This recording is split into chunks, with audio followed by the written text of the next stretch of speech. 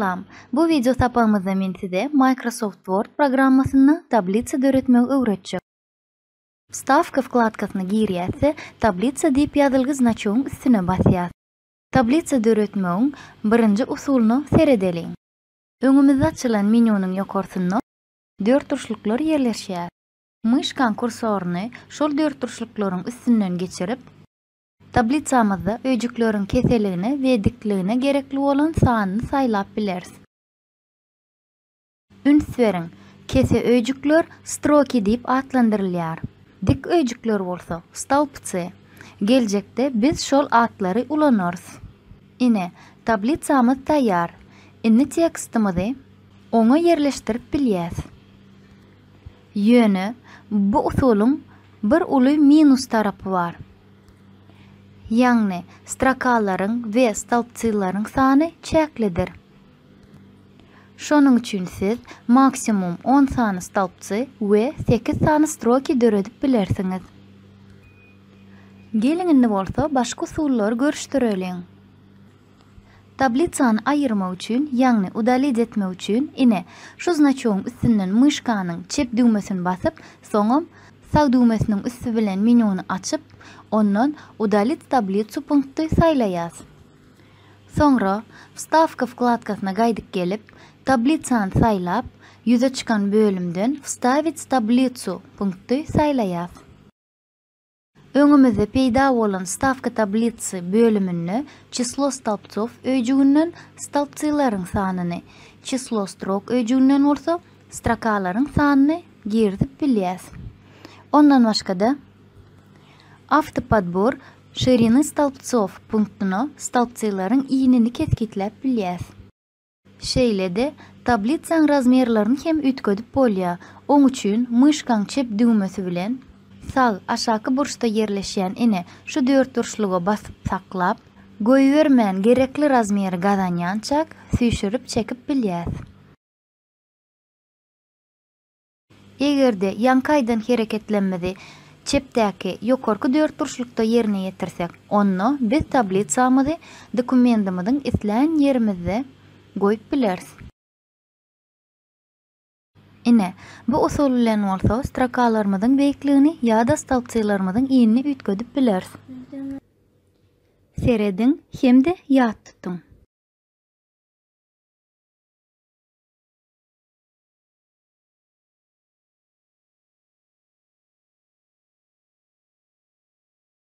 Bolýa, inniki usulymyza geçýäs.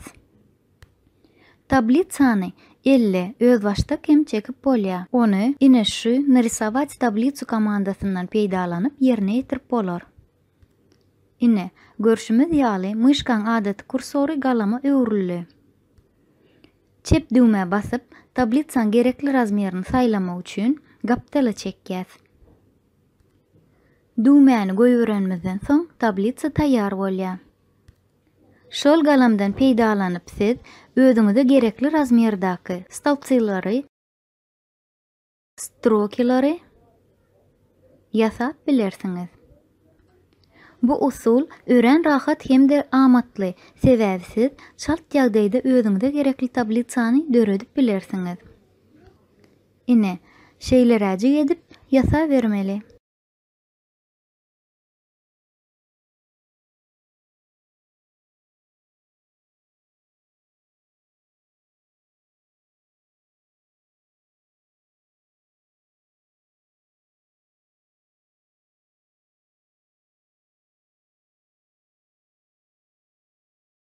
Dowam edýäs. Ondan başga-da Express tablicy punktyny hem ulanyp bilersiňiz. Ol punktda taýýar şablonlar ýerleşýär.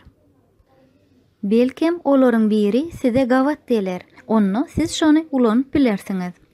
Onu saýlap, öz islegiňiz boýunça onu ütkedip bilersiňiz. Tablica bölümde ýerleşýän ýene bir punktdy Tablitsa Excel punktudur. Bu punkt Microsoft Excel programmasyny işleýän ulanjylarymyza hasam yarar. Tablitsa Excel punkty saýlaýas.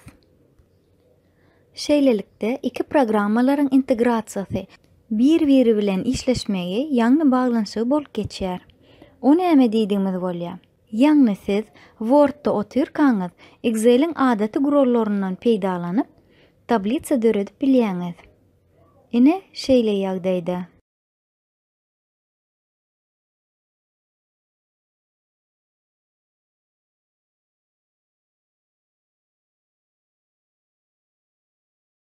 Tablitsa döredilenden soň onu belläp Ctrl+C-ni basýarsa, soň myşkan çep düğmesini 2 gezek basyp çykýas.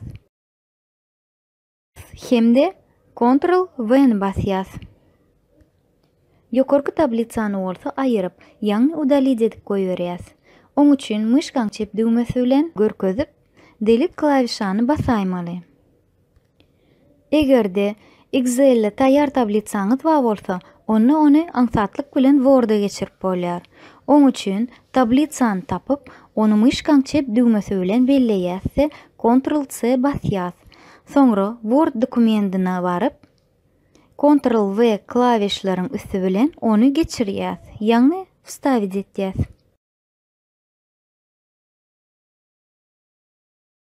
Razmerini ütgedýäs. Görüşüňiz ýaly, bu ýerde hiç hili kyn zat ýok. Inni tablitsadaky soňky ütgeşmeleri Word programmasyna ýerine ýetirip bolar.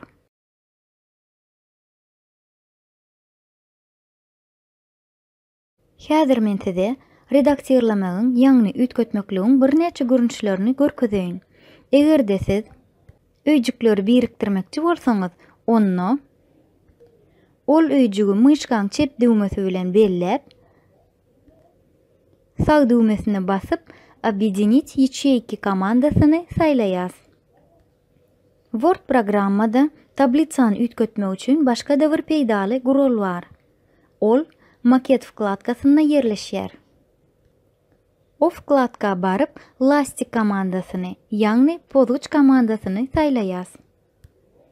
On kömegi bilen gerekkel granitsalary, ýagnyçakları hemde gerekkel teksti pozup aýryp bilýäs. Egerde siz nädowry hereket eden bolsaňyz, hemde onu yzyna gaýtarmak isleseňiz, onu ýokarky çep burçda ýerleşýän ine şu strelkany ulanyp bilersiňiz. Lastik aýyrmak üçin bolsa, escape klawişany basaýmaly.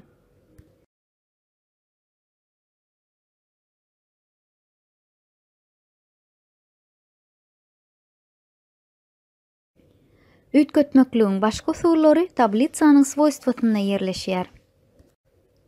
Oňa geçmek üçin gerekli meýdan saýlap, myşkan sag düğmesine basyp, ýüze çykan bölümden swojstva tablitsa punktyny saýlaýas. Bu ýerde tekstiň ýerleşişini, stalpçylaryň we öýjükleriň razmerini, çäklerini, ýagny granitsalaryny hemde zalivkalary, ýagny renkleri ütgedip bolýar. Meselem, granitsalary aýryp bilýäs. Zalivkaň renkini çalşyp, saryny aýryp ýaşyl edip bilýäs. Ondan başga-da tekstiň ugrunu hem ütgedip bolýar. Oň üçin направление teksta punktdan peýdalanmaly.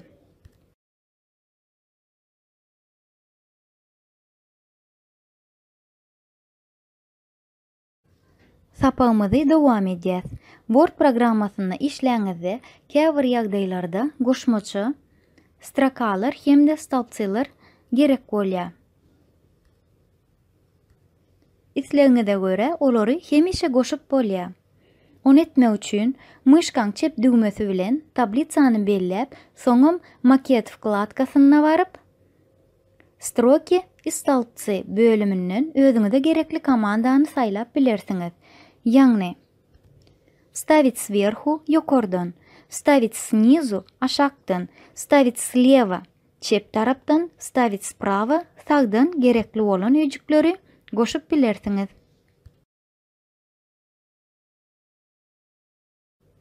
Başga-da şu bölümüň udalit komandasyndan peýdalanyp, gerekli öýjükleri aýryp bilersiňiz.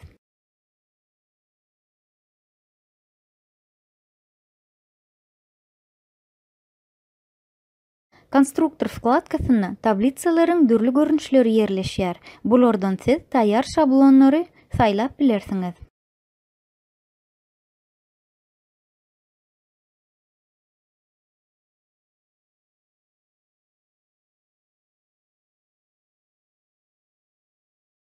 Egerde siziň tablitsaňyzyň göwrümi uly bolsa, siz hem onuň birinji setiriniň her sahypada gaýtalanmagyny isleseňiz, onu siz innikileri etmeli bolarsyňyz.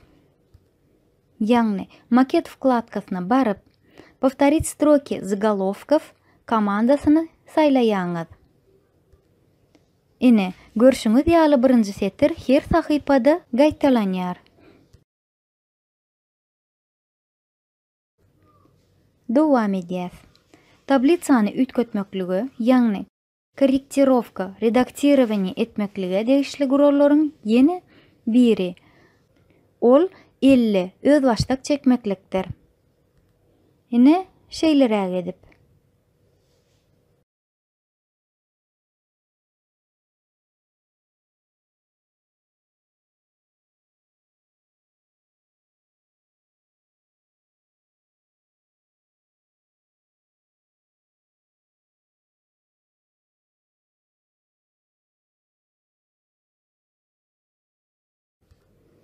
Mundan başga-da Word'da taýýar teksti tablitsa öwrüp bolýar. Oň üçin teksti belläp, вставка wkladkasyndan tablitsa bölümden преобразовать в таблицу punkty saýlaýas. Ine şeýleräk edip.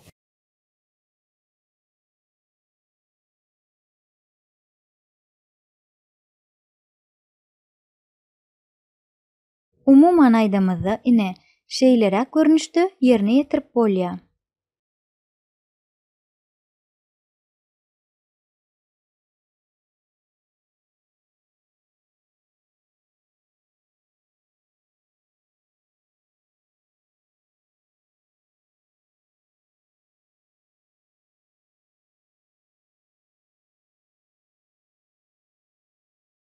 Bu sapak peýdaly bolandyr diýip umyd edýäs. Şunuň bilen sapagymyzy geçirip torýas. Sag bolun.